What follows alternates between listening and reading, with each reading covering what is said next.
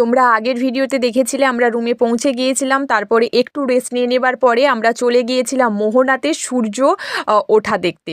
সূর্য ওঠা দেখতে গিয়েছিলাম। সেই দিন এতটাই ঠান্ডা আর এতটাই কুয়াশা ছিল, আমরা ভেবেছিলাম হয়তো সূর্যদেব আর উঠবে না। যাই হোক, আমরা একটু সমুদ্রের কাছে গেলাম, একটু ছবি তুললাম, সমুদ্রের সেই সকালের শান্ত আবহাওয়াটাকে একটু উপভোগ করলাম।